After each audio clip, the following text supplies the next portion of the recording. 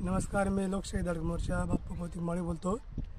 आम्हाला या उपळी वस्तीत राहून गेले 20-25 वर्ष झाली। इथे पाण्याची सोय नव्हती, लाईटची सोय नव्हती। आता शेखरदादा पगार यांच्या नेतृत्वाखाली आम्हाला लाईटची सोय उपलब्ध झाली। मी भूषण कचवे, राणा दैदी। बऱ्याच दिवसापासून टिंगरी गावातील एक वस्ती आहे। त्या वस्तीवरती लाईट ही वस्तू काय माहिती नव्हती डायरेक्ट। तर त्या वस्तीवरती लाईट आणण्यासाठी आपल्या मालेगाव तालुक्याचे शेखरदादा पगार यांनी वेळोवेळी आंदोलन करून कर्मचारी व लोकप्रतिनिधी यांना सांगून आणि त्यांनी ती लाईट इथं आणलेली आहे। तर दादांनी जे पण काही काम करता ते काम पूर्णच करतात। कारण आत्ताचं उदाहरण आहे की 6 महिन्यापूर्वी आंदोलन केलं होतं, 6 महिन्यात डीपी वगैरे सर्व काही आणून इथं लाईट चालू झालेली आहे। तर दादांसारखं काम मला तर काही वाटत नाही कोणी राजकीय नेते किंवा सामाजिक संघटना कोणी असतील ना, मी त्यांचं काम पाहिलं की असं पहिलं काम डायरेक्ट चालू झालेलं आहे बॉस।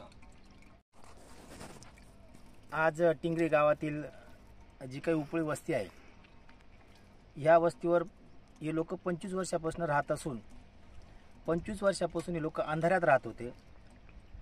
लाईट नव्हती, परंतु इथले काही आपले बाबा असतील, बापू साहेब असतील, इथले सरपंच, पोलीस पाटील यांनी देखील या कामात मोठी मदत केलेली आहे। पहिले त्यांचे आम्ही आभार व्यक्त करतो।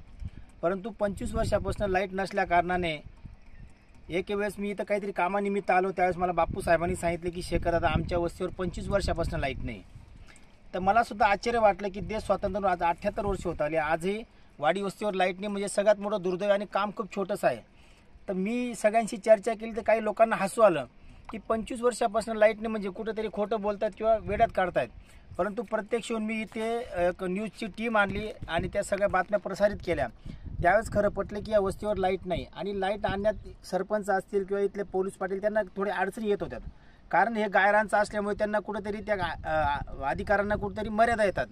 परंतु मी प्रांत साहेब असतील, कलेक्टर साहेब असतील आणि जे काही महावितरणचे अधिकारी असतील यांच्याशी चर्चा केली आणि त्यांना सांगितलं की ती गायरान असो नाही तर फॉरेस्ट असो किंवा अतिक्रमणची जागा असो, ते लोक 25 वर्षापासून राहत आहेत।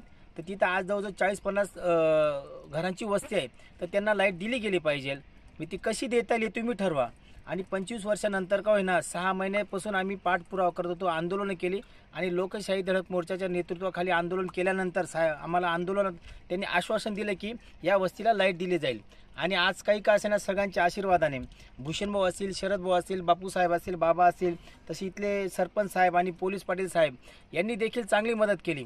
कारण प्रत्येकाचा कुठल्याही कार्यात खारीचा वाटा असतोच, त्यामुळे मी त्यांचेही आभार व्यक्त करतो। आणि कुठल्याही समस्या असतील तर लोकशाही धडक मोर्चाच्या तुम्ही कार्यकर्त्यांशी म्हणा किंवा त्यांच्या लोकांशी तुम्ही संपर्क करा, 100% तुम्हाला न्याय मिळेल।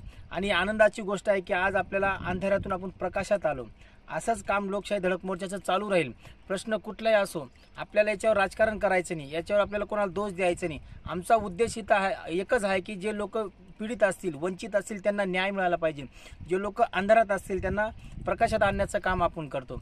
जिथं शिक्षणापासून जे लोक दूर आहेत आणि मूलभूत सुविधांपासून वर्षानुवर्ष वंचित आहेत, अशा लोकांना मुख्य प्रवाहात आणण्याचं काम लोकशाही धडक मोर्चाच्या नेतृत्वात केलं जात आहे। तरी आज या विजेचं उद्घाटन आणि या डीपीचं उद्घाटन इथले सरपंच साहेब आणि पोलीस पाटील बापू साहेब माळी, बाबा, भूषण भाऊ कचवे, शरद भाऊ शिंदे यांच्या हस्ते करण्यात आले। आणि मला जो तुम्ही मान सन्मान दिला आणि या कार्यक्रमाला बोलवलं त्याबद्दल मी गावकऱ्यांचे मनापासून आभार व्यक्त करतो। इथं थांबतो। जय हिंद, जय महाराष्ट्र।